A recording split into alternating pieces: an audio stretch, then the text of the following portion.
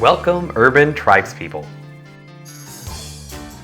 To begin the game, each player picks one of the 4 tribes: rednecks, hipsters, preppies, or soccer parents. You're all vying for cultural influence to force your friends to listen to your music and eat at your favorite restaurants. In Urban Tribes, cultural influence is counted in units of mojo, and you keep track of how much mojo each player has by moving your pawns around the track on the edge of the board. At the end of the game, the player with the most mojo wins. That is, unless someone takes over the government. You can do that by capturing a majority of the city council seats multiple turns. Then you can just pass laws banning other people's music. Each tribe has the same abilities, but the businesses and cultural institutions you'll construct will be unique. Because how often do you see hipsters at the country club? I know what you're wondering. How does the economy work in this town? Well, here you go. Businesses generate cash, cultural institutions generate mojo. You'll use both cash and mojo to get city council seats, which is how you get building permits. And then you'll need cash and building permits to erect new businesses and cultural institutions.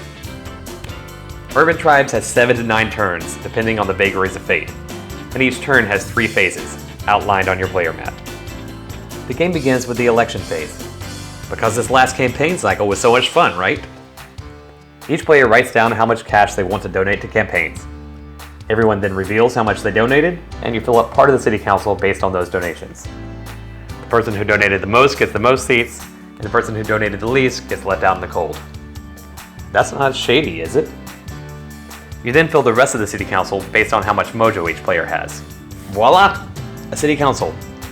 Each player then receives 1 building permit for every city council seat controlled by their tribe. The next phase is the construction phase. First, create space for progress by removing the lowest value building from the board. Now let's build some stuff!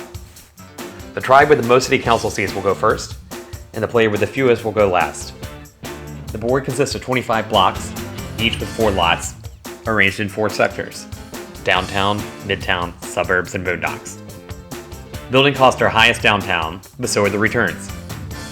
The cash required to build and the returns from building are shown on the back of your player map and on the game board.